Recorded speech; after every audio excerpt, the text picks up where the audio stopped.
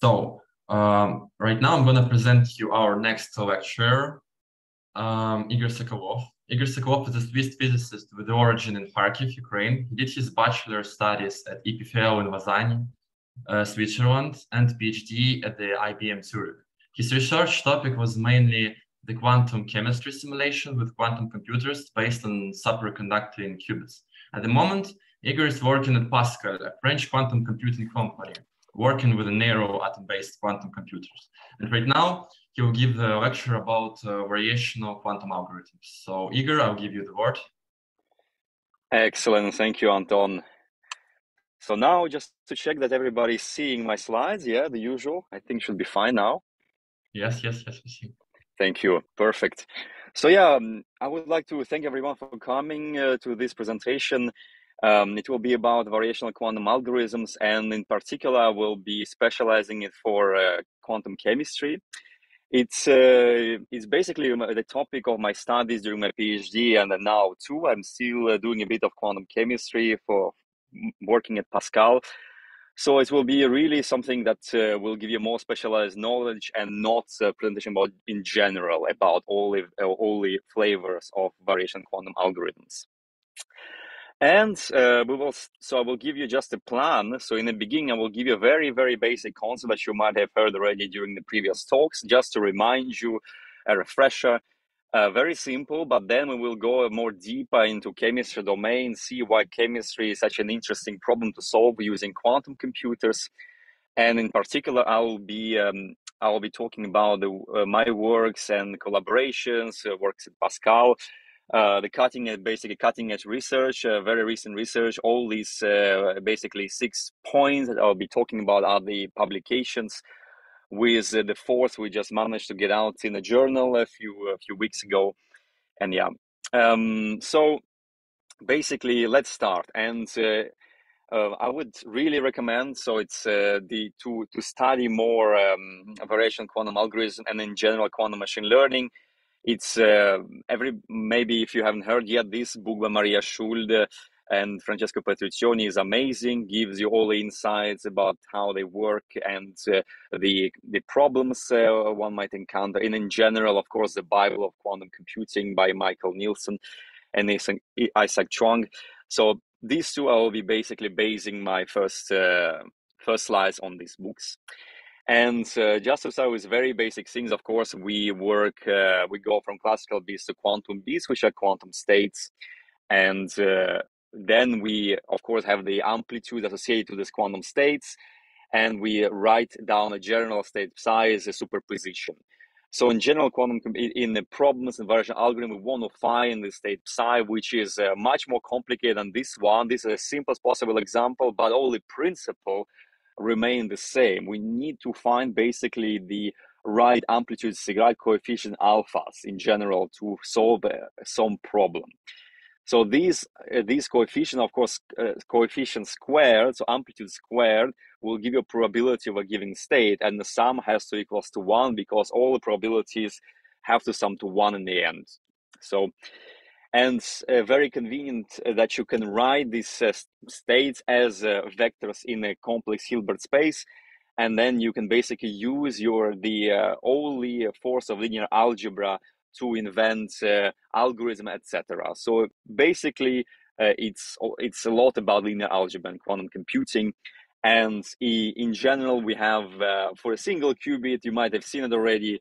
It's something one starts to present is this single qubit state parameterized by these angles, thetas and phi. But there is also the global phase. So typically one considers global phase unimportant, one ignores it. And this is just to be clear. So this is done because typically the output of your quantum circuit, when you measure a certain operator. So in this case, I'm using sigma z or z in this notation. And in this, it means that basically you can see that these phases is just a complex number, and this is the inverse on this one, so it cancels out. So in general, this is the case, yeah, but one should always consider this because there are approaches, there are algorithms to do, for instance, dynamics or quantum systems that will have influence over global phase. There are few cases. So it's just, in general, better to write it down and cancel it out. So just, it's quite important in the end. Can be, potentially. So then, of course, you need to transform your states. And typically, when I think about transforming, I just can write it down what states should become next. So I will just write a zero state or any state you think about what is the goal result should be. And I would write on this state. So this is my basis state of a single qubit, form an orthonormal basis. And then I can write it. And now this operation as an X gate, very basic, yeah. And typically this is a unitary operation. So only that's one of the points in quantum computing we usually implement almost always this unitary operation, because if you see Schrodinger equation, you have the evolution of your state given by this unitary operator. So exponential of some Hamiltonian's operator, or this in the end Hamiltonian can be seen as a matrix on certain basis, and it's just applying a matrix on some initial state, giving you the final state. So in the end, all the gates that you can write, the unitary gates, they can be represented as Hamiltonian evolution. So like this operator acting on some initial state. Just let me, I will trying to move here. Okay, because it was, okay, now I'm good. So yeah, this very important concept that you have this unitarity of your operation, that's x dagger equals to inverse of x. So typically that's available, it's a property of this unitary gates. And so this is just one particular gate, and in general, we write it down, we parameterize this unitary by some parameter. So it can be a single parameter theta, it can be a vector. In the end, it's just some general collection of quantum operation with some parameters that we can modify, and we'll give you a certain final state here. So here I just a very simple example, and can be sort of this as in general case. And so we have, for instance, we have all this plethora of single qubit gates here, represented in this box notation or in matrix form, very simple. Or you can also see the corresponding Dirac representations. And in some cases, the Dirac representation is very nice to derive, to do, in which you can derive a few results. So this both representation can be useful to work with in terms of like understanding quantum algorithms. So this is just an example, and one of the particularly important gates that you can implement are the rotations, the single qubit rotations. So Rx, Ry, Rz. And these are typically the building blocks of many heuristic quantum circuits that you can do. So it's you can apply basically these gates on all your qubits available, and then somehow connect the qubits with some entangling gates to create any state you like. So this is just rotations around the X, Y, and Z axis on the Bloch sphere of individual qubits. Then, of course, if you do some operation with your qubits, you still have not created any interaction between them, and you need some kind of a connection between. So there are type of gates that you can implement, like C-not gates, a very common gate that I'm using on an everyday basis to construct my circuits typically, and to introduce entanglement. So very important resource in your quantum computations. There are also like swap gates and Toffoli gates. So this C-not you might have seen in previous introductory talk. Conditioning the first qubit, you do an operation on the second qubit. So these gates are crucial, really, to exploit the power of quantum circuits. And in general, quantum circuits are written as wires. Yeah, you might have seen this famous. You put all your qubits in lines. If you lead it from left to right, you put your single qubit gates as boxes, like Hadamard gate here, or can be any like parameterized rotation, and you typically would connect the qubits between them with some kind of entangling gate, some kind of interaction. So here is a C-not gate, and this particular circuit is very famous, and everybody uses it to demonstrate how to create this Bell state. And this is important because if you try just to write it down as tensor product or two separate qubits, so this is general state, so zeros and ones with certain amplitudes, and it's tensor product, so it's separate, two separate systems. And if you try to write it down as now as this state, you cannot basically. So if you have to have beta zero, alpha zero, so equal to zero to cancel out these terms, but then these ones cancel out too. So then you cannot create basically this entangled state. And this is crucial. And usually that's what we try to explore in these variational approaches, this kind of non-classical states.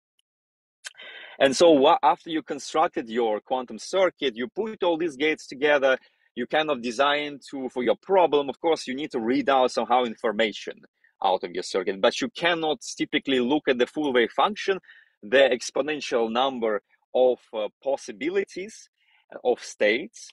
So with every qubit, the number of states doubles. And you have to have full state tomography to read it out, but it scales exponentially, so you typically cannot do it. And you have to figure out what is the way to extract information. One way, you do measurements in different bases. So here I just put an output of an expectation value. So you created your quantum state with some you parameterized it, yeah. And then you want to measure something, and I put sigma z, so z, or previously z on previous slide. It's just measuring this operator, and this basically gives you some kind of output. But okay, mathematically this corresponds to, this is a matrix, this is a vector, this is a vector, so a conjugate transpose. Mathematically you can do it, but how to do it on a device? If you have a quantum computer, basically what they do is somehow you prepare your state, then you measure, here you measure 1024 times. So you prepare, so you measure, you prepare 1024 times, and then you get the counts of how many times each state occurred. Here I just, so it's let's say it's 0 and it's 1, like here. And then you compute the probability of this state occurring, dividing by total number, so 500 over 1024. And then we multiply by eigenvalues of the operators. And typically these are Pauli operators. You know the eigenvalues. You can you multiply the Bayesian by corresponding eigenvalue. So these things you can efficiently do. And then you sum these results up. So +1 times this value, -1 times this value. You sum together and it gives you this O in this case. So in the same principle, for any operator you can think of, so it can be not just single sigma z, it can be a Pauli string. So many different Pauli operators you measure on different qubits. And this works by the same principle. Except for different axes, you just have to rotate, you put some rotation on your qubits to change the basis. So if it's not sigma z, that's sigma x, you have to put a basis rotation gate on that qubit, and then you can do the same measurement game and get the expectation value of your operators. That's how this works. And so now, just so you've seen all these basics, and you might have already be very familiar before, but it's always follows that you have to, in all this variational algorithm, prepare some kind of initial state you want to start with. Can be a 0 state, can be initial state based on your data. And then you would apply some unitary with parameters. So this is just this assembly of any kind of pattern that you maybe know from the problem type will be efficient. And then you can play with number of gates. And typically you put one patterns of gates and you can repeat it. So you vary now the depth of your circuit until you get to a better cost. So typically, as I mentioned, I just mentioned how you measure something out of your quantum circuit by doing expectation values. Here I just put that you can measure any Pauli operator PI, so it can be any Pauli string, not just on a single qubit, but multiple qubits, and you typically do the same game by measuring every expectation values, multiplying by corresponding coefficients, and that will be your output. So you can really design the right coefficient HI to give the desired result, and then define cost function based on that result. And typically you want to minimize your cost function, and then you would find the solution to your problem. and then so this cost function has to be somehow optimized, yeah. And typically the output of your circuit you can put through a classical neural network, also you can just have it as it is, do some mathematical operation and then give it to optimizer. The optimizers typically have this, they're based on gradient, so they look at the gradient on your cost landscape and go in the direction, so such like LBFGSB. This one is widely used. It can have like finite difference gradients, so you use finite difference approximation to compute gradients. You can also use other types of optimizers that are non-gradient based, such as Kobila. That can be very useful if you have a very noisy quantum computer. That's typically you have to see how noisy your quantum computer is, basically, and try different optimizers, see which one works. And typically, if you have too much noise, your gates in your quantum computer do too many errors, then it's very hard for a gradient-based optimizer to train, to minimize your cost function. So optimizer such as Kobila, SPSA is very practical. Typically, if you run on a real quantum computer, you're not simulating this quantum circuit on your laptop, for instance. So this is basically the main optimizer that I use in my work. So these are the best ones I found so far, and there are also many others. So there are others that actually tailor to quantum, that take into account how many. So they try to minimize how many times you need to measure, you need to repeat your preparation of your quantum state to do this expectation value. So there are many optimization routines available there. And just to say that today I decided that we will focus on the problem of quantum chemistry that I'm working on since I started the PhD and even master's. So I'll be very specialized to this particular problem. But so the problem basically will be as finding ground states. So basically diagonalize your Hamiltonian and get the lowest energy eigenvector. And there are many other applications of covariation quantum algorithms that I won't touch in this talk. So it's really a great resource, this review paper by Marco Cerezo, so variational quantum algorithm. You can have a look and then discuss all these different other approaches that you can train basically this quantum circuit as machine learning models to do any task you would like. That's why it's so flexible. You can basically create a cost function based on the problem you want to touch, be it error correction even, or combinatorial optimization, or even solving linear system of equations variationally. That can be all be done in this setting. So yeah, just to, I don't know, I hope this is clear.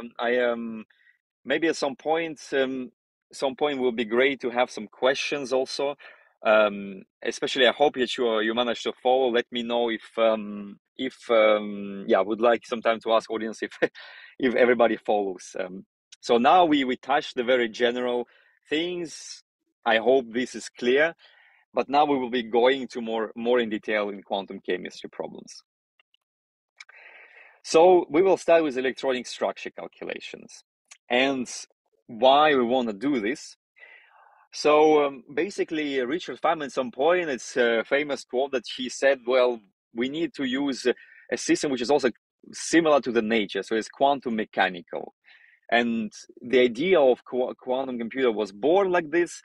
And the most close practical problem we can do is solve chemistry problems because they're intrinsic quantum mechanical. And we can do it. Yeah, we can solve an atom so far analytically. So we can just set a clear system, which is a hydrogen atom. What we want to do, so we can write down a Hamiltonian, so the energy of this atom, and this will be this kinetic term of the electron, and you have the interaction between electron and the proton, the Coulomb term. So these two terms form the energy, but you want to know these psi electrons, so the eigen states, of this Hamiltonian. And this will be and now you can actually do it. So you, for this problem, there is it is done in physics course even. One can do it, and just by putting in spherical coordinates, changing the Cartesian to spherical coordinates as done here, and then finding the right function. So of course I will spare the derivation, and in the end this psi, so this psi, so electronic wave function giving on the coordinate r, theta, and phi. So on a sphere, you imagine the sphere, and based on this coordinate, spherical coordinates, you will know what is the, you can calculate the probability distribution of electron being in this different location in, so it's center on the center of the sphere. So substituting these quantum numbers LMN, you have on the right the plots. So these are these eigen functions of this Hamiltonian. This means that you solve here a problem. You would, if you put basically these values of n, l, m, you can calculate the energies of every of these atomic orbitals. So and this is great, but we cannot do it for if you add more electrons and make the molecule a bit larger, extra atom, like making hydrogen molecule, we cannot do it there. So analytical solutions are not possible, and we have to resort to numerical methods. And that's why we see the quantum chemistry is such a large field with many different acronyms and methods that looks very arcane, but they're all trying to do one thing, is like basically the wave function, when they try to create a equivalent of this right orbitals, the right basically eigen functions for the molecules. And how to do it? I mean, there is one very powerful principle that you can use, is that given that you have the Hermitian Hamiltonian, and given that you have a set of basis set of orthonormal functions, so this your energy is a functional of phi, which is your the wave function, the wave function you try to find, for instance. And this wave function, you can vary it basically as much as you like, but you will never go below the ground state energy. So you basically sort, you write your Hamiltonian, the energy of your molecular system, any size. You can sort the eigenvalues in ascending order. You can write down a very simple, this resolution of identity here, substitute here, and then you would see that, so these phi times phi k, they become ck squared. So this is the coefficient of projection of your wave function you are basically creating, would be you create on your quantum computer, and how it projects onto the actual solutions of the actual the right orbitals of your system, right states. And this, you see that this is inequality, very simple inequality. It will never go below your minimum energy. Well, that's a powerful, it's called Rayleigh-Ritz variational principle, and this we can exploit. And one of the first paper that did VQE on hardware was this paper by Alberto Peruzzo, a very great work that basically did what we discussed before. They somehow prepare a state on a photonic quantum chip. So they do a bunch of these operations that can create some kind of state, and have this many modules. That means you prepare these states n times, for instance, or they on the same quantum computer, or you can use different quantum computers here and quantum computers, and you would measure with every quantum chip a different part of this Hamiltonian. So you recall, I shown you how to measure a single sigma z, but then you have just a sum of this sigma alpha. It can be sigma x, y, z. So this, you can write down basically a Hamiltonian of your molecular system as this linear combination basically of these operators with some coefficient that you can compute, these h's and these sigmas, and you can measure these things. So that's what they do here. They just measure every element in the sum on the quantum computer. They add them together, and they have certain outputs. And and then this gives you the estimate of the energy that you will adjust with your classical optimizer. And so then you have basically, you can construct, you can basically do for every bond separation, so every bond separation of this single molecule, helium plus, what they did was to basically measure, to do this full computation here and put the points on this plot and see what the energies are in comparison to exact solution, theoretical. So they really, this is a small enough problem, you can run a very accurate chemistry method to estimate the exact solution. And as you see, they were at least collectively, they were obtaining correct energies except for a few points. That was first really experiment doing this, which was quite impressive. And so why they're doing this, why is it so crucial for chemistry to have these energies to compute these curves, to do a VQ for is very simple reason. So you have to have very correct energies because it relates to reaction rates. So if you have incorrect energies, the error, so the reaction rate depends on this thermodynamic quantity that's called Gibbs free energy, and in particular the barriers from the reactants, and you won't obtain, say, some chemical products out of this chemical reaction, but the rate at which you would obtain will highly depend on this barrier here. And this barrier depends on the energy. So if you make a small error even on the energy, because the exponential term and beta, the beta is Boltzmann factor, is just combines the 1 over kBT. So depending on temperature of your reaction, it will be different. So it will really give you under overestimation of your K. So the reaction rate will be false.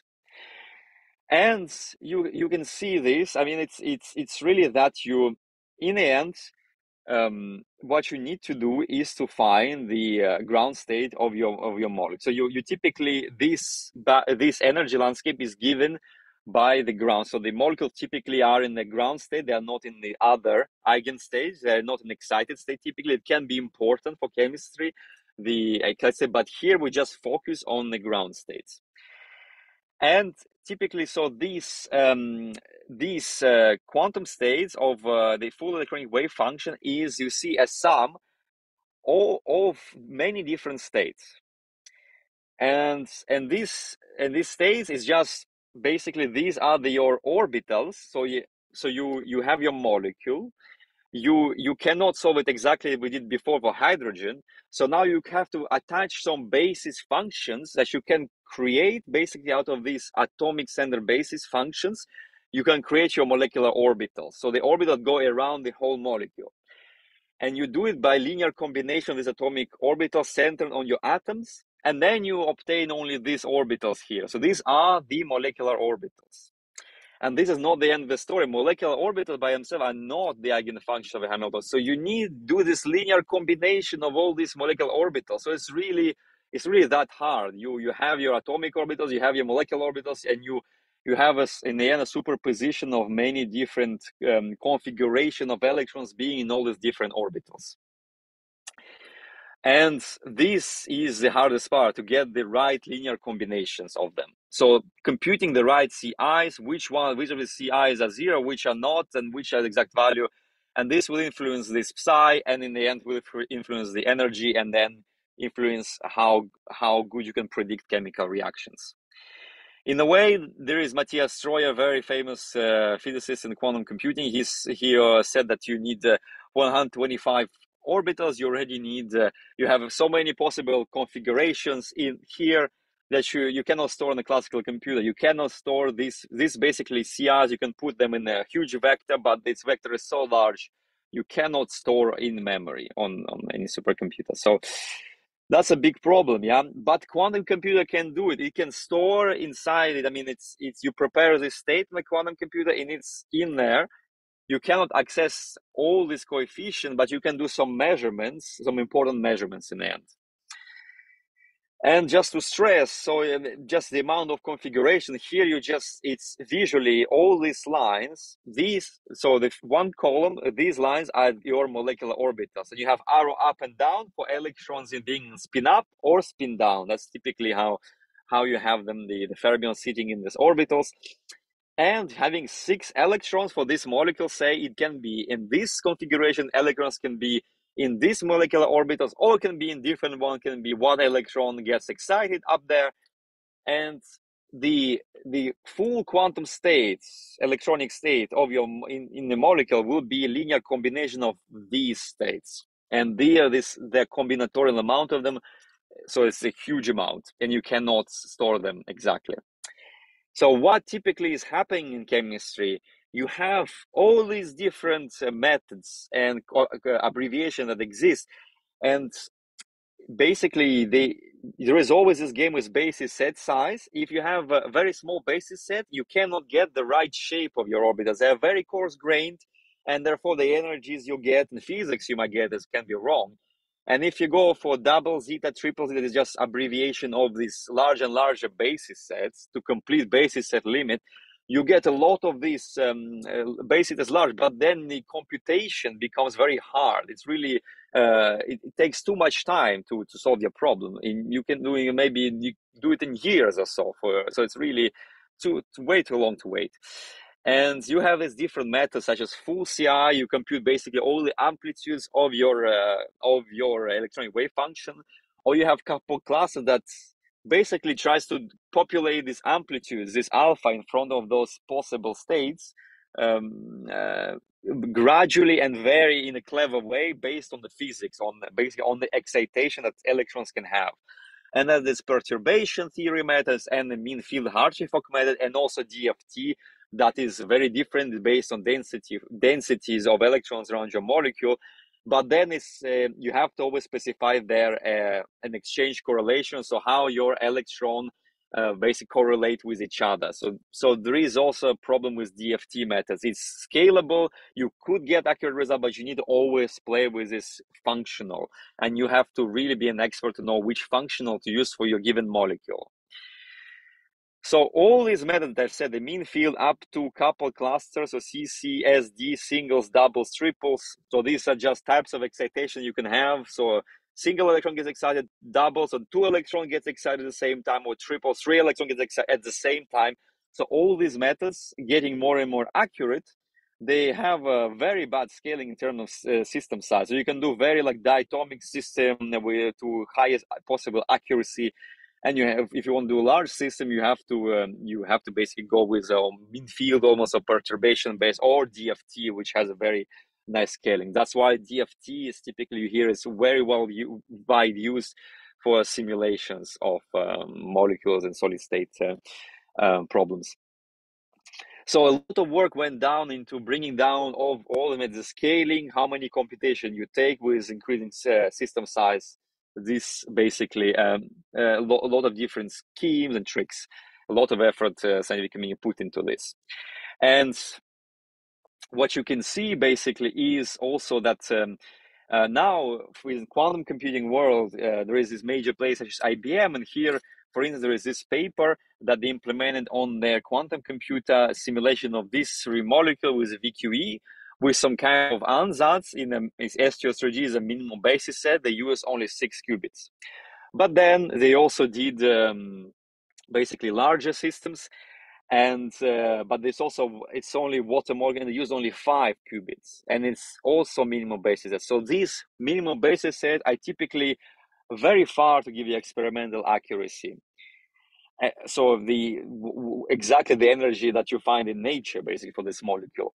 So chemists really don't like them, and you can see that the progress is not incredible.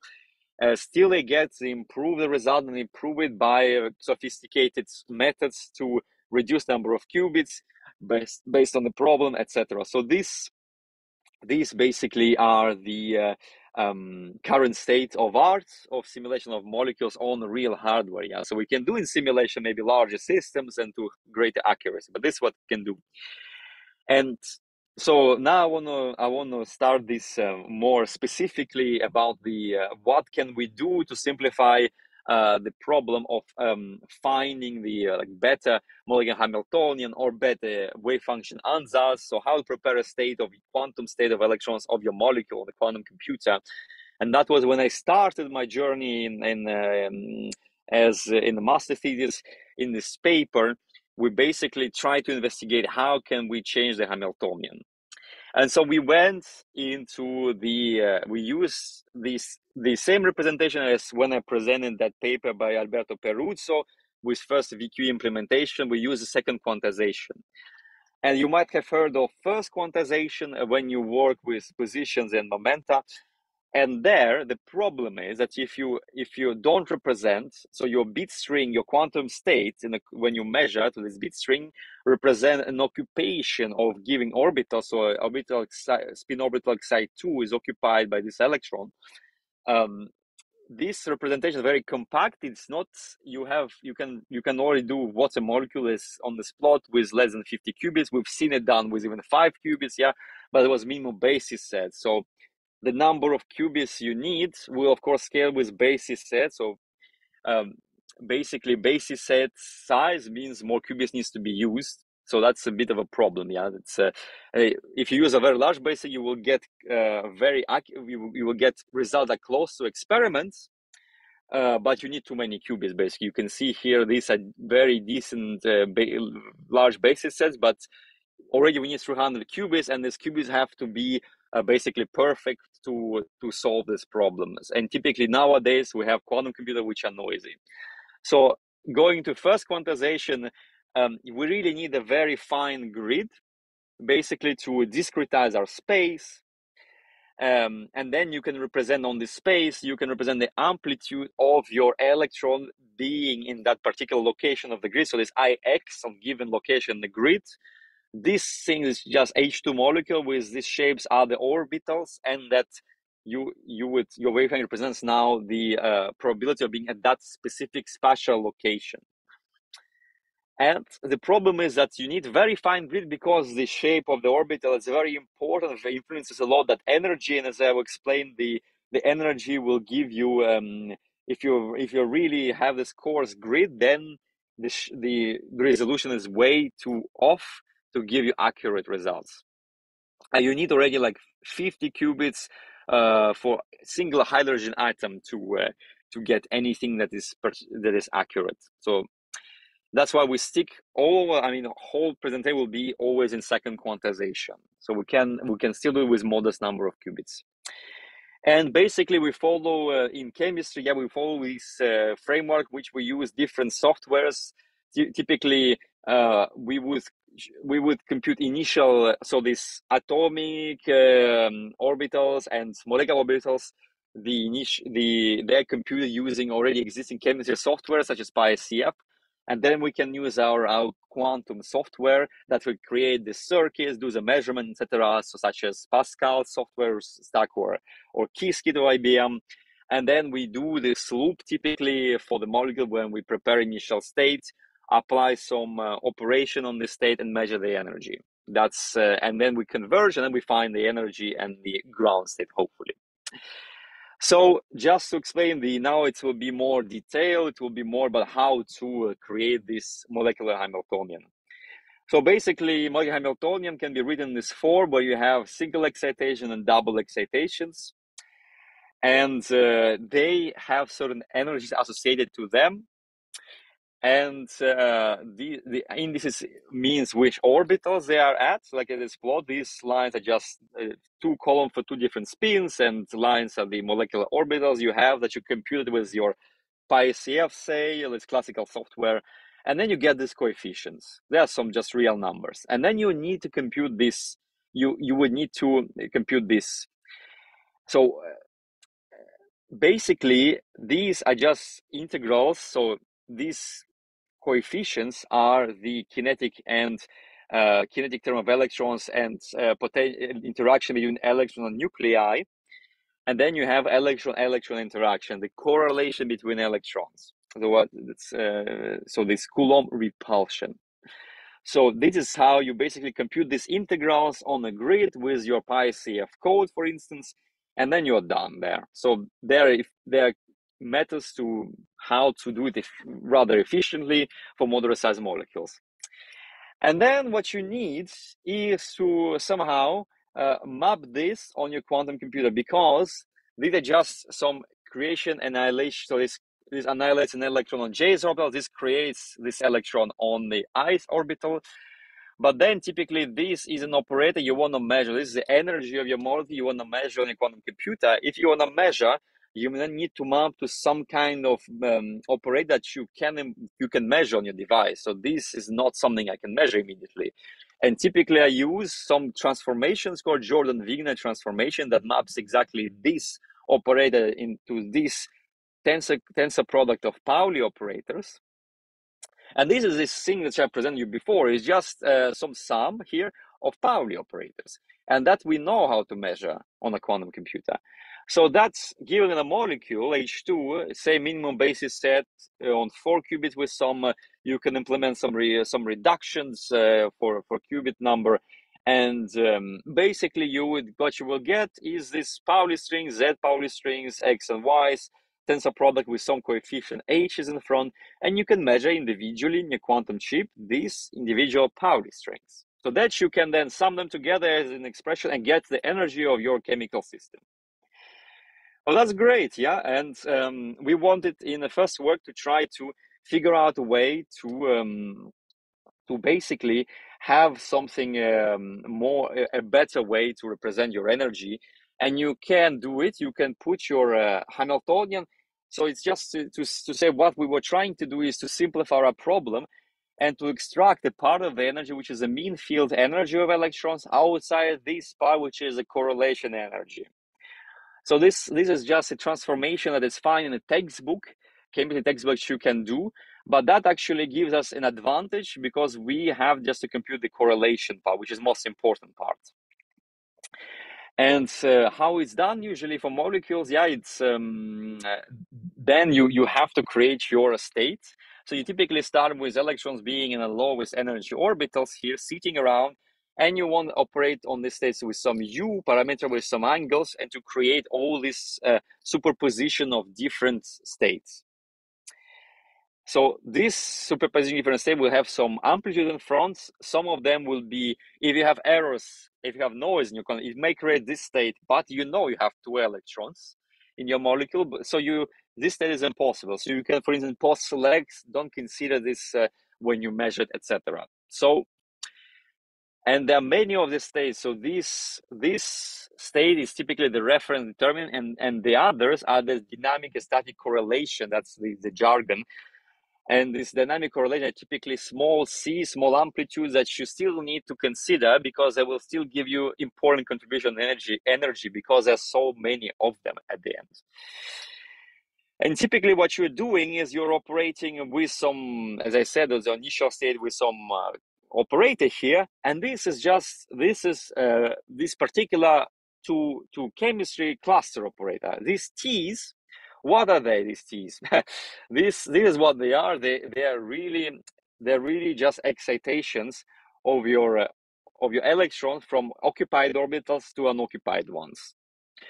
So if you write it down this way, you basically have these T's that you can implement inside them. You have a sum, and this sum, so this implementing exactly this is quantum, so you cannot do. And what you can do is do this Trotter expansion. You might have heard of it. If you have an exponential of a sum of 2 operators, you can apply Trotter, and you can separate them into exponential with some error. So if you take a limit, it's exact, but we never. So we have typically n equals to 1. And this is what happens if you apply on these T's. All this is just to say these are just excitations of electron from occupied to unoccupied orbitals. And these circuits look like this for single excitation, and that's for double excitations. So you see, it's really every qubit in this circuit represents an orbital, and you connect orbitals that are occupied, that to which the electron jump. So that's why you have these connections and the break, and in the end, it gives you this exact implementation of this unitary here. So this is a very complex circuit, and typically we have noisy processors. So this is really hard to implement on the real device. So typically, but this quantum is it's tailored to chemistry problems. Hence, you really have some guarantees to converge a solution with this kind of circuits. And that's what we did basically as first research for my master's thesis, was just to evaluate this UCSD, this previous circuit we've seen, and with heuristic circuits that we just put these Rx RYZ rotations and some C nodes to connect our qubits. So this was the first procedure to see how many evaluations, how many VQE steps, so how many times you optimize and measure the energy and change the parameters you need to get to the ground state. And then we've seen, if we go to this particle hole picture, so that other Hamiltonian that I've shown you, where you extract the mean field Hartree-Fock energy, you actually have a bit of an advantage. You can reduce the number of VQE runs, so energy evaluation. And as I've said to you, this shorter expansion really introduced some error. We have shown just for this molecule that it will absorb the error, so that was good to show. And also we tried basically considering only excitations from some particular orbital. So we freeze sometimes some electrons and drew some curves for what the molecule in this case, how just having just parts of excitation, not all of them, like active space 12, this AS is just all the excitation of electrons are possible. Of course, you get a very accurate solution, but can we get something that has a good energy landscape, energy shape, without considering all possible excitations? That was the kind of first work. You see, we work on the Hamiltonian. We try to put it in this different form to have less energy evaluation steps in our VQE algorithm, and then see a bit about how can we include more or less terms in our excitation operators. Yeah, I hope this is clear. I don't know if we can maybe activate. You can maybe send messages in chat. I'm not sure you can, if you have any questions, or I can ask. I hope. So at least the mathematical data may be a bit unclear, but that's the general picture of how its research proceeds is clear to you. So that was kind of my first work, working with these things, implementing them, creating the simulator. And then during my PhD, we basically continued on to working on these ansatz. So what we've seen is in classical methods, there is this famous couple cluster double methods that implements these circuits basically that I've shown it before, these excitations. So here it has just the doubles excitations, two electrons jumping at the same time in your quantum circuit. And that's actually, if you do it classically, because of the projective nature of matter, you have a disaster occurring. The energy landscape of this nitrogen molecule, which is very strongly correlated, so it's a very difficult molecule to solve properly. And that's a good test. So nitrogen molecule, just two atoms, but the triple bond when you stretch it, and there's so much correlation that if your method is not robust, you can see immediately. And here you see it has this cusp. So, and in this paper, they try to figure out, well, what is the reason for this cusps? They separate all the double excitation like this. You see this electron jumping at the same time into some subsets. So there was kind of this T2, which has all excitation separated in singlet and triplet excitations.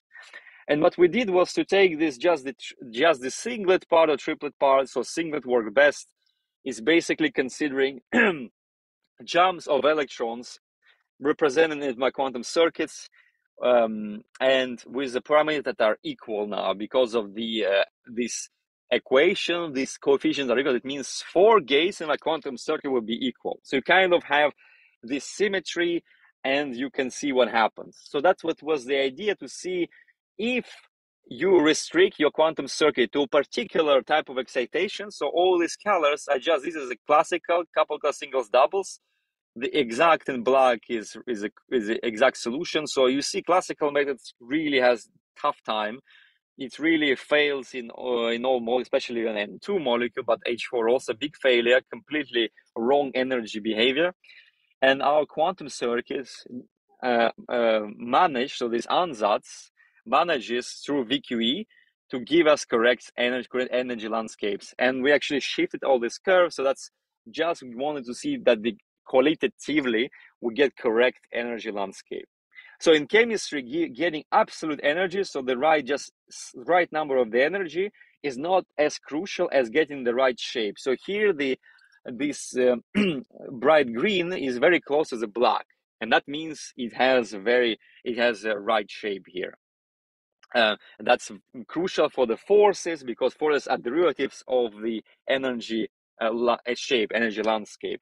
To do, for instance, molecular dynamics and other things you can do in chemistry. So the shape is really the crucial. If you can get the best, so correct shape, but not the energies, absolute energy, is also great result, basically. So what we try to do is go further, and you look basically into what you have available and what you can do. So what you can do is the following. These C's here is your how you get your atomic orbitals to become molecular orbitals. So these are atomic to molecular orbitals coefficients, and they just transform your molecular orbital into a single molecular orbital. Yeah. And if you can get better molecular orbitals, of course, maybe your quantum circuit will define quicker your solution, your ideal quantum state psi, when it does this loop measured energy. So we implemented actually something that is, as you do with EQE, you change your orbitals, you rotate them, and this happens by this simple antisymmetric matrix here, K, and you rotate your orbital in such a way so that optimizer will rotate them until you find the best possible energy, and you know your energy can go below. This rotation will not introduce any problems for the Hamiltonian, will not break its hermiticity. You know that then the energy will improve, and so we did that. We tried for H4 is clear. If you don't do any orbital rotation, you get this energy with dashed line. But if you rotate them a bit, your quantum circuit manages now to get to the right state. And the orbitals will change the shape. Visually, I plotted them. So you have these orbitals, this location of electrons around your 4 H atoms, and what they become after rotation. So they change quite drastically to adapt to your quantum circuit. So it's basically optimizing more things, yeah. And then we did some evaluation on water molecule, for instance, and typically with our new ansatz and orbital rotations, as soon as if you don't do orbital rotation, you have 68 the error millihartz, and now you have 10. So typically you want to have 1 millihartz, yeah, but from 68 to 10 is quite a big improvement already. But ideally you need chemical accuracy, which is 1 millihartz here. So of course this is not ideal, but still much better than the numbers above for some molecules, yeah. Here for paired variants, so when you just have paired electron exciting at the same time in your ansatz, in your U theta, then you get much better by doing orbital rotations, basically. Having done this, having shown you these things, yeah, we've seen that you can create more or less better quantum circuit by restricting your excitations. That's really physically problem-inspired quantum circuit that I was discussing through all this. So this is really tailored to chemistry. Now, can we optimize more the expression of the Hamiltonian? So there are methods that are called transcorrelated methods. And there is a model you can study, which is a Hubbard model, which was invented in 1963 by John Hubbard. That is fundamental model to understand how the electrons interact on the lattice. So there will a model you can control its parameters and see what are the phases, and depending on the T, for instance, and U parameter. So this implements the hopping of electron on these sides. The U implements the repulsion of electrons with different spins on the same side. So you see how this works. You can basically penalize the electron sitting on the same side or promote the sitting on the same side, etc. And you can give different values of T's. And one way where this model is great, because you can try to even further to see if you can simplify the Hamiltonian to make so that its ground state wave function becomes simpler. So what you can do is do a similarity transformation, and this transformation is a transcorrelated method. This is doing similarity transformation like this, multiplying by an exponential of a matrix of the both sides and the matrix of your Hamiltonian. So having written this model in real space, that's illustrated here, and also momentum space by doing a Fourier transform, famous tool you know about, you can multiply from both sides by this exponential, and then you get a form which looks more complicated. But what you do, you extract the complexity of the wave of your spectra, so from your ground state, and put it the complexity inside your Hamiltonian. So here, the real space and momentum space transcorrelated Hamiltonians become more complex visibly, but you would gain something. And what you gain is this. So have a look here. So this is the correlator. This is G. I haven't told you what it is, but it is just a term that will penalize or promote the electrons being on the same side. So that's what G was here. And you can see that the coefficient of your most important dominant state, which is your reference determinant. So there's just like a bit string 0011, which has shown you like a Hartree-Fock state for the molecule. So this 0011 state has this coefficient, so which is very large and becomes very large depending on this J. So you can adjust this J to transform your Hamiltonian so that your state becomes very compact. There is just one single quantum state. So this 0011 quantum state that becomes most dominant. And that's great because then the other states become less important. And what we need is just compute that single bit string well represented with our quantum circuit well. The problem here is that we basically have an issue that the Hamiltonians become not Hermitian. This transformation breaks the hermeticity. Your eigenvalues can become now complex. And that's a problem for VQE. So you cannot just change the parameters of your quantum circuit until you minimize the energy of this Hamiltonian. So that doesn't work anymore. So we needed to resort to alternative methods, which is the imaginary time evolution. So you have imaginary time evolution replaces the t, so it becomes tau. And if you look, this is the usual real-time evolution of initial state, but then you have imaginary time by the substitution. You substitute, obtain this on the right, and actually this will change a lot if you take some initial state and you simulate this. What will happen is you have a look here. So what happens is, given the Hamiltonian, the Schrodinger equation, you decompose into these eigenfunctions. You can decompose your some function you have at time 0 at x with its eigenstates here and the corresponding coefficients. So it's just the composition of your state into eigenbases you have chosen. It's complete eigenbasis. And now if you apply this time evolution operator here, it will just mean that your eigenstate oscillate with frequency E over h bar, En over h bar. Okay, but if you do now replace by imaginary time, it's not an oscillation anymore, it's a decay.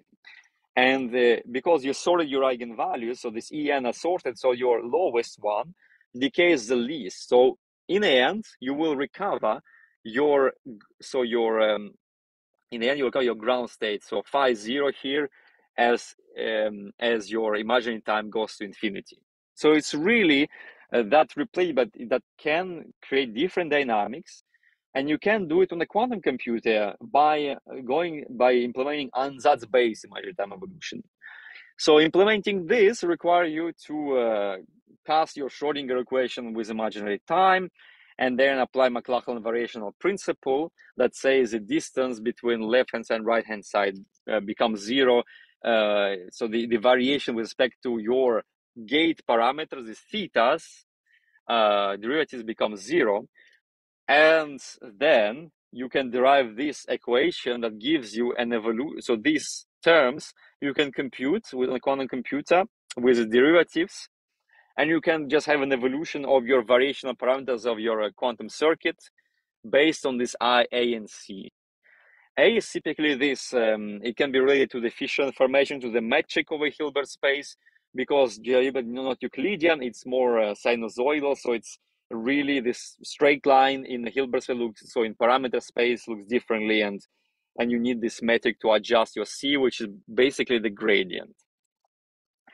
So it basically gives you like an evolution of your gate parameters that implements almost exactly this, depending on the choice of your quantum circuit.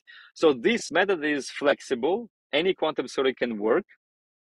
And we actually tried it on this Hubbard model with 2, 4, and 6 sites. And with this 4 Hamiltonian complicated Hamiltonian, I've written you down, that was latest research we published. And we show basically that if you use transcorrelation, you can see that momentum space in blue here, the error, absolute energy error, is much higher than the one we do with by using transcorrelation. So the transcorrelation took away the complexity of your ground state wave function by making it more compact, and then your imaginary time evolution had easier time to reach the solution, and hence the smaller error. But this was also a smaller error in a way for a larger number of sites for the Hubbard model. And we didn't do more because it was very hard to simulate when you go beyond. For 6 sites, for instance, we needed 12 qubits. For 7 sites, we need 14 qubits. So you need, for every side, 2 sub-sites for spin up and spin down, yeah? And then for every site, you need a qubit to represent the occupation of that site. And hence, the number of qubits were really going too high to go beyond this. But we show the principle, and in the sense that we always had, like, if we increase number of layers in our ansatz also, so this QCCSD, the typical chemistry ansatz, if we basically had more layers, we reduce the accuracy. You see for 2 sides here, and usually in momentum space, we always had lower errors. So that was the outcome of this. And we also tried to run it on our quantum computer at the time at the superconducting chip, IBM Q Lima. This is a quantum circuit we implement. So you see this, you prepare some initial state. This is this mean field state, the Hartree-Fock state is pre-rotations here. And then you have the rotation, these Rx, Ry, Rz's, which I've shown you the basic ones that you always use for, if you don't know anything about your problem structure, you implement basically very simple ansatz like this, which you have the single qubit rotation, entanglement block, and then repetition. And here we just tailor to the minimum possible because our device had noise. We want to have less errors possible. Every gate introduces an error. So that's why we have this particular layout that worked well in a sense.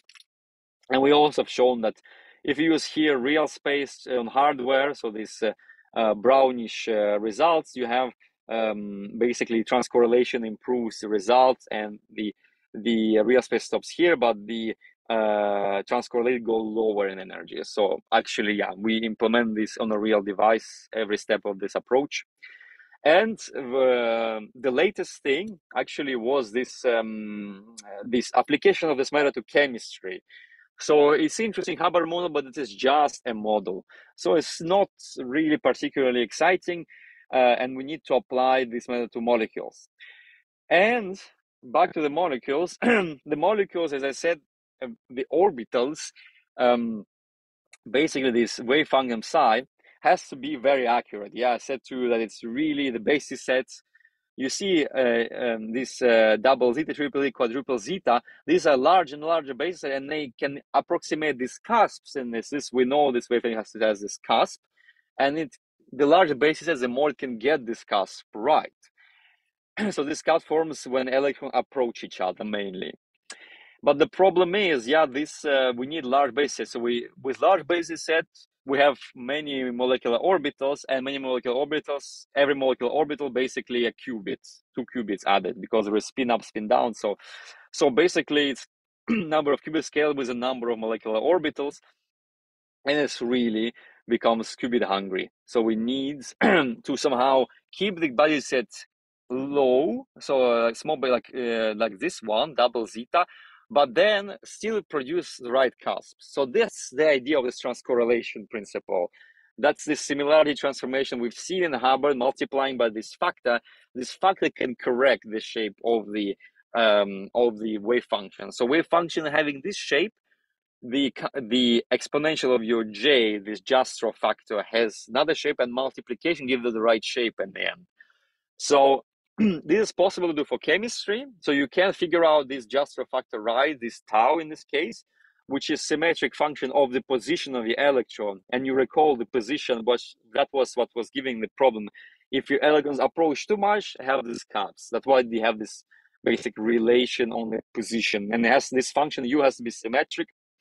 So this is a whole paper telling you how to do this. So it's exact. So you have this equality, and it becomes, again, the Hamilton becomes non-Hermitian. So that's a problem for variational approaches such as VQE. We still need to do quantum and that's based imaginary time evolution here. And the Hamilton becomes complicated. Yeah, you have this single excitation, double excitation, and triple excitation now. So there is more terms now. More terms means more measurements on a quantum computer. This is the trade-off, yeah, of this method. You actually have the scaling with the system size, which becomes like n to the 6, n to the 5 with simplification. Because of these three body terms being there now. So it's not free lunch here. And this method is done a similar way. We optimize this tau, this factor that helps us to simplify the wave function. We compute these integrals on the classical computer, and then we do this imaginary time evolution by measuring the gradients, the C and A elements, typically done with parameter shift rule, or we can do it with finite differences also to test out the approach, and then do as in previous Hubbard work we did. So the same exactly quantum algorithm we used here. And the results was actually quite exciting because, I mean, there's a lot of results, but let's see if this one on the left. So we've seen for beryllium atom, well transcorrelated here in green star, it reaches chemical accuracy with experiments, so with nature. So it's not anymore useless. It's really best result you can get with low number of orbitals. And here you see that if you use another basis set with full CI, so this is a very expensive method, you only reach chemically accurate results with large basis set only by using almost 170 qubits or spin orbitals. Yeah, because every spin orbital is a qubit basically. Where if you think about Jordan-Wigner transform, so yeah, you with basic transcorrelation you can reach a basis set limit. You don't need to increase anymore your basis set very quickly with low number of orbitals, and that means low number of qubits. Well, that is the gist of this plot. And then it was also the plot where we tried like lithium hydride molecule, and we've seen how if you stretch the molecule again, how the errors evolve. And here again, the transcorrelated methods with 3 natural orbitals and 4 natural orbitals. So we try to optimize our orbitals even in a better way here. So it was really optimizing every part of chemistry calculation, the Hamiltonian, the orbitals, and trying to get the best results. And here you see with CTF12 is another transcorrelated method. You need 20 qubits. Your results are basically quite bad, very much out of chemical accuracy, and shown here. And with our transcorrelated method, we are managing to get it, provided we optimize our orbitals and use our exact transcorrelated approach. So this approach is exact. There is no approximation. And typically the other approaches are CTF12. So it's transcorrelated. This approach actually is not exact. So you have an error in your Hamiltonian. So that's not only it's an error here on energy, it's additional error. So the error in Hamiltonian might be small, but doesn't matter. Here you still get a large error, basically. And we observed that it's similar as in the Hubbard model. We had still compact state, so a transcorrelated state. This transcorrelated psi 0 r for right, left for left, is because if you have non-Hermitian Hamiltonian, left and right eigenvector differ. So that's the problem of this non-Hermitian Hamiltonian. But the right one, the right ground state, which we're interested in, is very compact still here. And that was probably the most important message of this part on transcoordinate approach. And now, I mean, we already had an hour here. I would like maybe I will finish. We can address questions. We can come back. Just sit around, try to digest together. I want to discuss also how can we do VQE now, but on a neutral atom device that Pascal uses and builds. So we have we're actually building these neutral atom quantum computers, and we have a full stack. So we program them also, implement all from zero to the end product, everything. So our quantum computer looks like this. Yeah, it's basically, you can see it's a box and you have lasers basically arriving to some vacuum chamber where you trap your Rydberg atoms, and very particular atom with very good interaction between them, that you have this Rydberg interaction that is strong enough that you can implement net gate. So it's a good choice of atoms. And basically then you have all these lasers arriving to trap them, to hold them in place in this trap. So you see in these like locations, and you also have a camera to read out the state. So is it bright or not? So then you can read out the state of your quantum computer. So you see, you load your atoms in your traps, you wait until the atoms take the right spots you need. They're getting rearranged with some operations of lasers, and then you compute, you shine, you do a few pulses on some locations or global pulse on all the atoms, and then you measure it with your camera, basically, and then you get out your result. And so you have this this problem here, and not only a problem, it's a great resource. Before we discussed that we have these gates and we do digital gates. And now in this device, we can also do analog gates. So we can also do digital analog circuits, but we can also do purely analog. Analog means that we just let the system evolve to some Hamiltonian, and we can modify this Hamiltonian by, for instance, shining lasers through the system or doing some kind of, with some knobs we have available, yeah? So it's a very different kind of quantum computing, quite a powerful way of doing computations. And there is this paper which I'm presenting here. This paper about how to do VQE on our device, and just to show you that we can really put in 3D the atoms in a location we want. So you can basically do anything you like in terms of shape, and then you have to apply these pulses. And basically the effective Hamiltonian that's is implemented on the device will depend on the atomic levels of these atoms, green atoms here you choose to perform your computation. So you can do it in Ising mode for some levels, or for other levels of this Rydberg atom you can do an XY interaction between the atoms. So this is IJ label your neutral atoms. So these green dots here, and that's the interaction, strength of interaction between them, depending if they're far they won't interact, if they close enough they will. And then you implement the pulse on the top, and this pulse is some laser, for instance, that will drive the system to some quantum state of your interest. And the approach we've taken here, it was quite sophisticated, because we basically put our atoms in a particular shape. Then what we do, we shine with a laser, and we control. So we control these parameters such as Rabi frequency, detuning from a resonant frequency of this the transition, and then we measure. But we needed also, it depends. So everything depends on the location. So what was needed for this so VQ in our device to work is also to see how can we arrange the atoms so the quantum state we get at the end will be closer to your molecular Hamiltonian. And this is just to show you, yeah. So that's kind of like the how we do it, yeah. So it's this interaction, just to stress, the interaction in Ising mode and XY mode here is always on.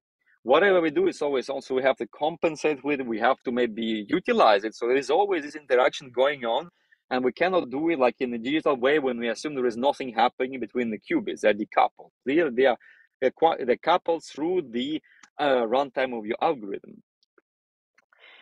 And so what was the first part of this implementation of the QE in our device was take the Hamiltonian, and then the unitary that implements this register HR will be time sorted sequence of the evolutions, and it will give you a certain state depending on this rabbi frequency, tuning, and time. You apply the pulse, or you let the system just evolve without doing anything to it. That will be your gate, and then you just measure expectation value.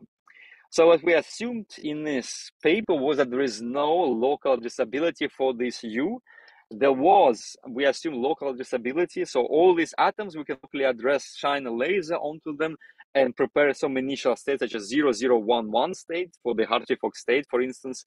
And then we also assume we can address individually for the measurement part, because when you measure, you have to still rotate to the right basis. If you measure X, you need to rotate for a certain amount. If you measure Z, you don't do anything. If you measure Y, you do a rotation. So we needed to have this kind of simplification, but we still use U, which implements fully global.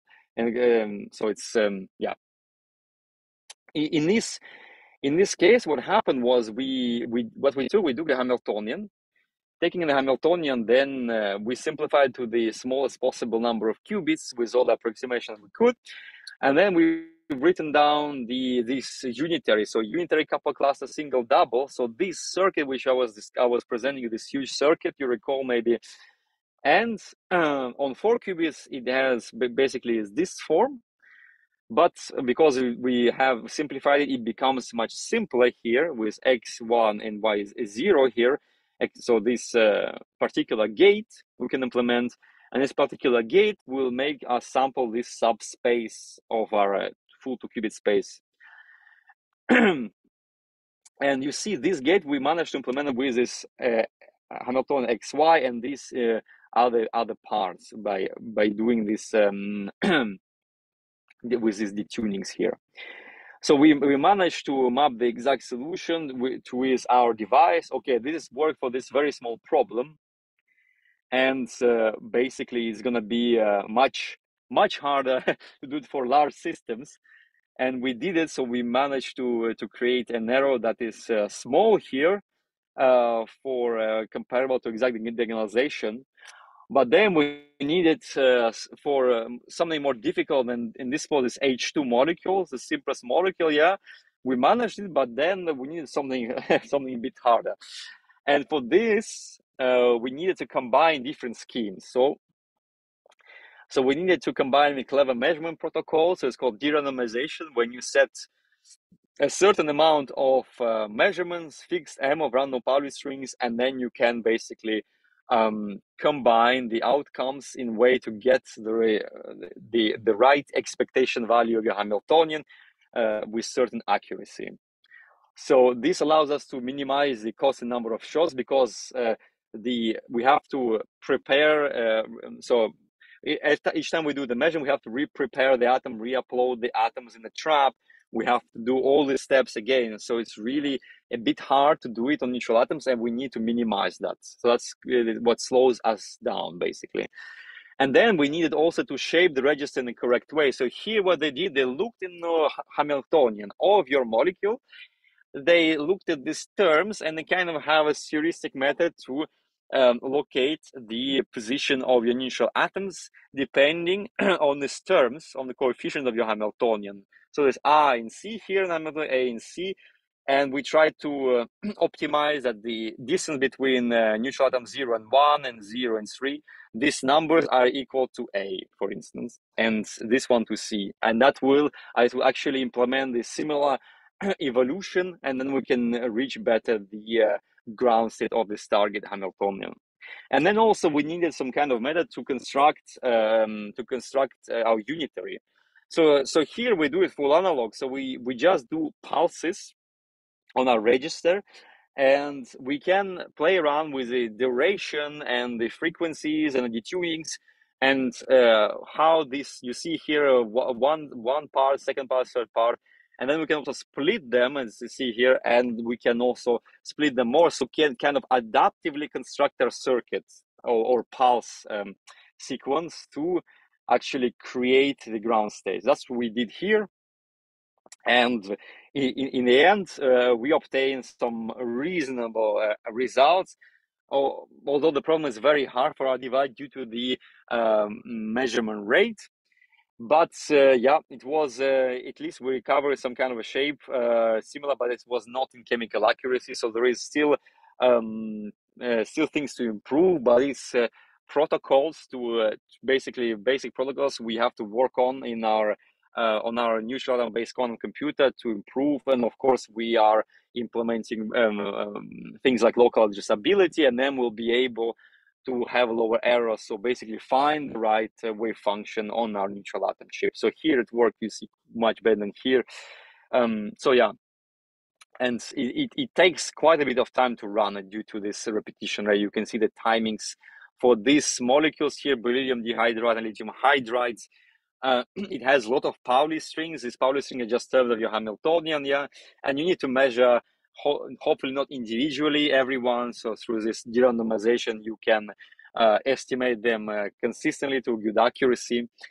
And so, yeah, that was the implementation of VQE on our neutral atom platform. You can actually experiment with it in Pulsar Studio. If you have an account from a university, for instance, you can Google Pulsar Studio, and you can register and play around with putting neutral atoms in any locations, define the pulses with different Rabi frequency detunings, and see what are the bit strings you would measure, what is the actual quantum state in this online simulator. So it's a good pedagogical tool to learn how the device works and about all these parameters. And also you have more of software for research, Pulsar, that actually implements everything, and it has a lot of tutorials, and you can really have much more control here also. Yeah, so I really would suggest to you to try these things like Pulsar Studio and check it out if you have time. So yeah, that's basically it. Yeah, we had spent a lot of time, more than 1 hour straight now, so we can discuss a lot of things. So just to summarize, what I presented to you was that yeah, we started with basic concept about gates measurements and parameterized gates, and I showed you how to apply variational quantum algorithm to chemistry, basically through by defining cost function, choosing an optimizer, and changing the parameters of your quantum circuits, or any general operation such as a pulse parameter, yeah, to get to the right wave function of on your quantum computer. I have some chat. Okay, and I will finish just, yeah, we've seen how to create different ansatze, optimize the orbital, etc. We've seen how to you can transform your Hamiltonian of your chemical system to get to a simple ground state, to a simple state that you can get to a solution quicker and to better accuracy. And also a different quantum algorithm, which is ansatz-based imagining time evolution. Why we use it? So we use it as just to remind you, because our Hamiltonian is not anymore Hermitian. The eigenvalues can be what we measure can be complex. So optimization with complex number won't work here.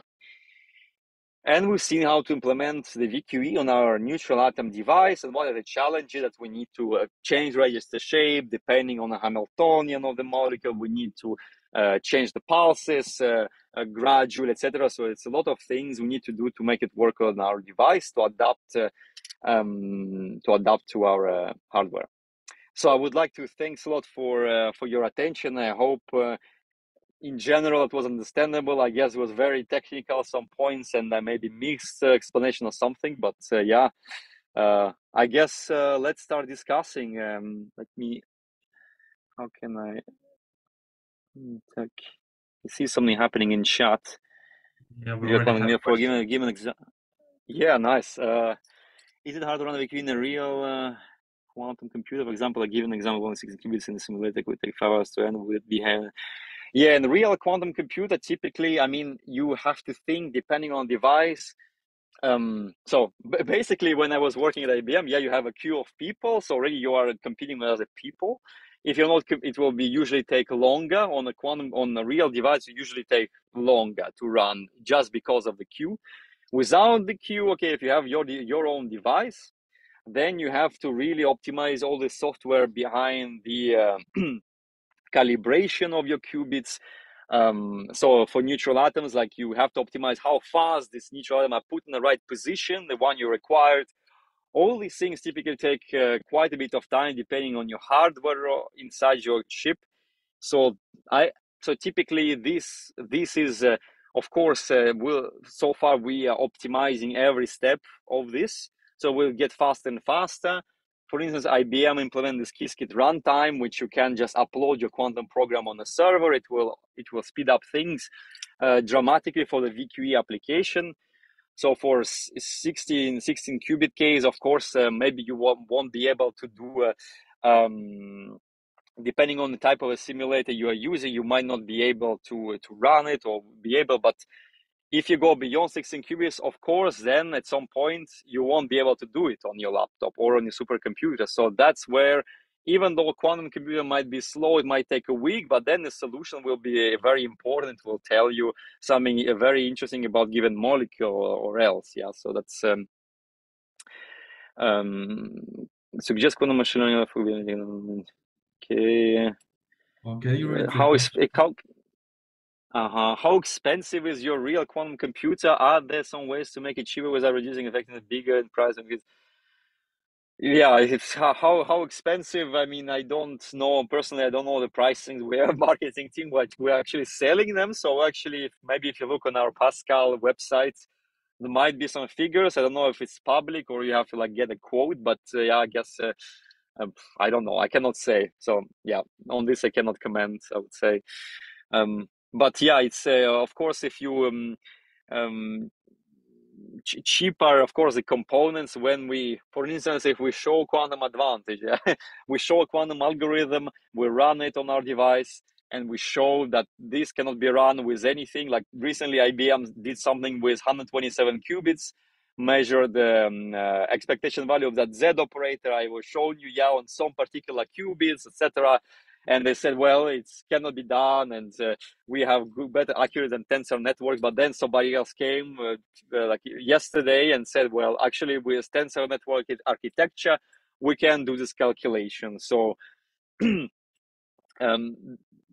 these things, yeah, it's if we achieve this, if we can show this kind of thing, real quantum advantage that nobody can overthrow, then we can have really a lot of resources to just put on like improving the machine, I think, and making it fast, etc., which we're always doing, of course. But my goal, of course, in the company, the ultimate goal is propose an experiment that can be run on this neutral atom platform and can show something that is not impossible to do with any classical computer. So that will be, I guess,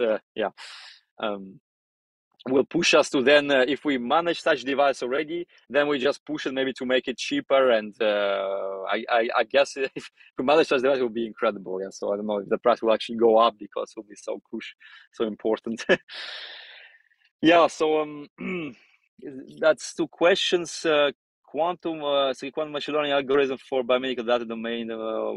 Yeah, I don't know about this. On Friday, I think I will discuss quantum machine learning that we are doing in Pascal, but yeah, don't have any ideas about this biomedical data domain.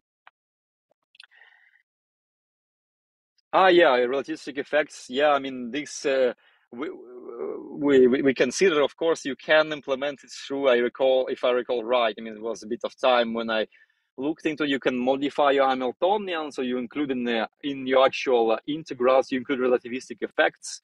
That's typically, yeah, we can do it. Then maybe your Hamiltonian gets a bit more complex, there'll be more terms, etc. So that's then you basically, yeah, you still can do it if it's correct, this transformation with inclusion of relativistic effects, then it will be just a matter of measuring more Pauli strings, Pauli operators. So it's still doable in principle. For quantum molecular dynamics, quantum with HP. Yeah, so quantum molecular dynamics. So I did actually like publication on which I decided not to include here because it was like just for electronic structure. So yeah, this depends, of course, on yeah, you can do it, but we basically used the Hellman-Feynman forces, and we driven the bunch of atoms with Hellman-Feynman forces and seen. So it was just hydrogen molecule, H3 molecule, and few very small one because actually it takes you have to, for Hellman-Feynman, you have to measure expectation value of your Hamiltonian. So that's a lot of still of expectation values to compute, and hence we were restricted to quite small molecules, and to go beyond we just need to do faster the measurements and maybe more cleverly measure it, like with this de-randomization methods. And yeah, that was just the restriction, because yeah, to run MD with a very simple approaches, with just integrating Newton's equations of motion, that was a limitation, just because yeah, too many too many measurements in the end. Can you so yeah, few hundreds of atoms, that can be not yet, I would say. Can you comment about some future direction quantum chemistry simulation? What is the state of the properties? Yes, so future direction quantum chemistry simulation. I mean, as you see in the good direction, as in the one of the latest. So the transcorrelated method is is one of these methods that tries to simplify the problem. So it will be the direction we should take is use all the possible classical algorithms to simplify a problem to such an extent that we can tackle it with a quantum computer. Of course, the problem we would face at some point will be that we can make our problem so simple that you don't need any more quantum computer. So it will be balancing both, but so far just do plain vanilla VQE on very large molecule is just not possible, because you need the basically too many qubits, and there is too many errors. The expectation value of the energy is way too inaccurate, and you need all these tricks to reduce number of qubits. You need also this transcorrelation, for instance, to get with small basis set you still can reach the complete basis set limit. So this is all like just combining all these methods, stitching them together. That will be the way to achieve anything meaningful, I think, in unless we have the fault tolerant device very soon with error correction and so on. Yeah, properties of solids. Yeah, it's solids are these problems are much harder than chemistry. There are many there are many works by you can find out now by Google team, Ryan Babush's work on of his team on this. It basically tells you that there is a really, I mean, you need way too many qubits because of plane wave basis set. So you have basically is unaffordable right now with our number of qubits. You maybe can simulate like solids in an analog way, which we can do, for instance, with neutral atom device. That's another thing. So you simulate some kind of a model of a solid state in an analog way, but not in I would say not simulating properties like solids and properties in a digital way, maybe more in analog. That will be something more doable nowadays. Yeah, okay. I think I've asked the questions. I don't know. I mean, it's I don't know if we can maybe even we can discuss openly everything. Just people can ask me questions with just ask me directly with voice chat, or that's also possible. Yes, right Anton, now what the do you think? microphone is off, so you can ask the questions. Yeah.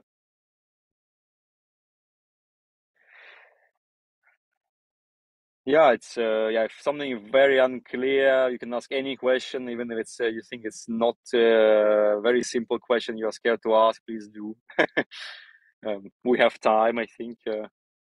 Discuss any part of the presentation you think might been quite unclear. There was lots of flaws, lots of results. I tried to simplify, etc. Let me know.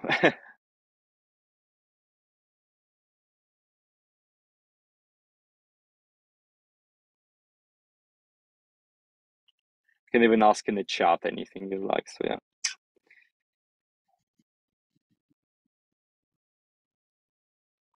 May I ask one question? Maybe I missed something.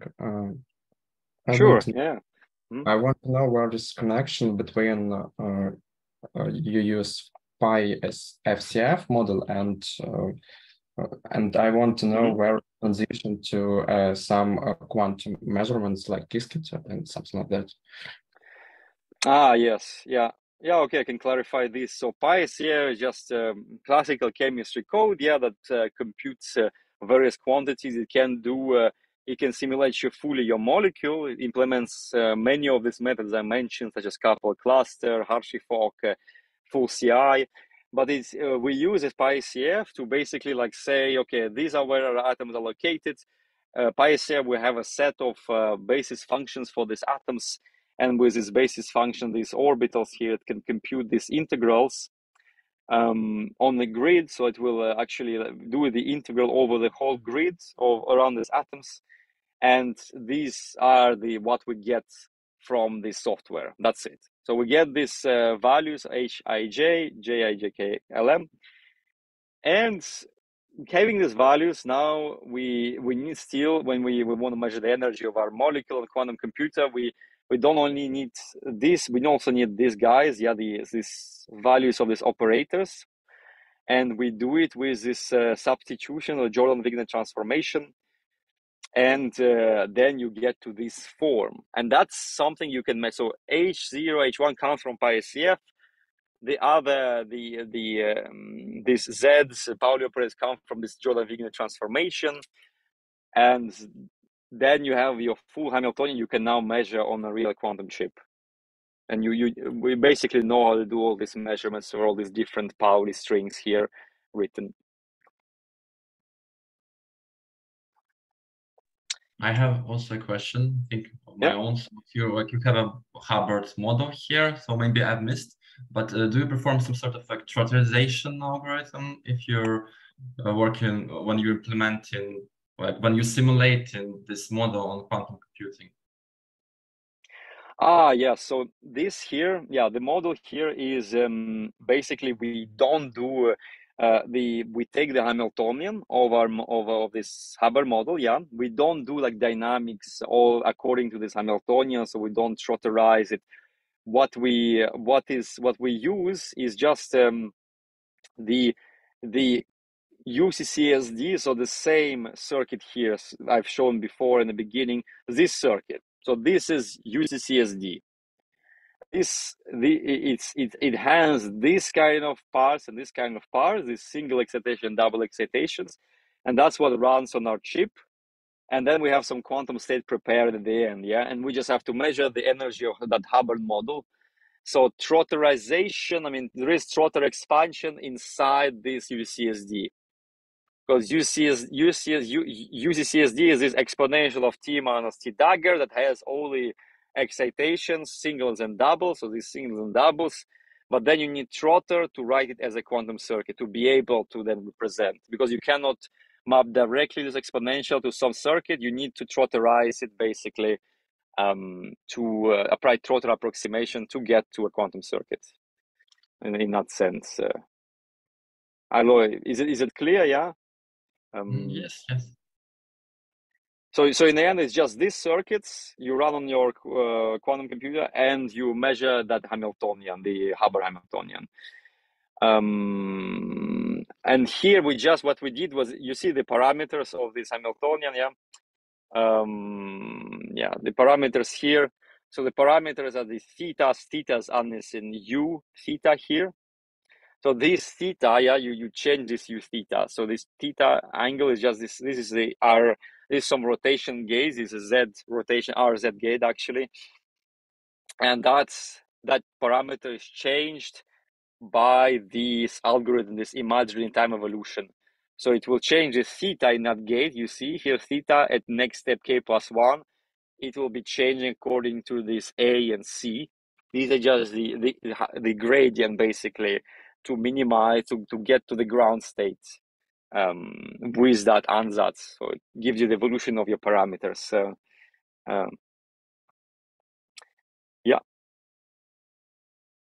Thanks.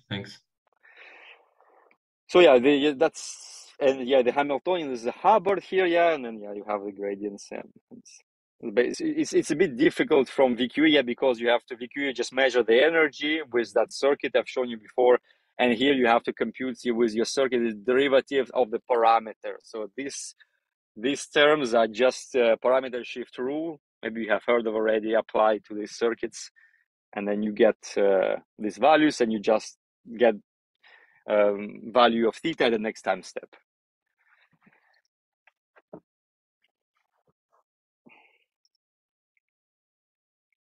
Yeah, so how in general was it? I guess was it hard to follow? How do you think, Anton? I hope it was not too hard. At least like the thinking behind everything is try to simplify your Hamiltonian, and implement the quantum algorithm that works the best. And for this kind of, instead of VQ, you have this alternative, which is imaginary time evolution, that can work for any Hamiltonian, even if in the Hamiltonian is non-Hermitian. That's why we have this algorithm. Yeah, you see this. You initial state, some unitary, some quantum circuit, and some gradients, parameters computed out of CNAs. Yeah, we will share, if it's possible, we will share the presentation between, like, we have a chat. So there, like, if something wasn't understood, like, we will have another lecture on Friday, and so participants will be able to read through the presentation and maybe ask more questions. Yeah, sure. I mean, it was really lots of things, so I tried to go slow and took exactly the time ahead. But yeah, it's really a lot of details, but yeah.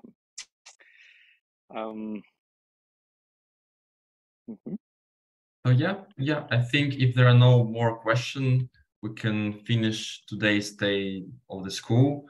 Igor, thank you very much for the very interesting lecture. Yeah, so thanks to you too, guys, for all being here. Very, very happy. Yeah. So see you on Friday then. Yes, indeed.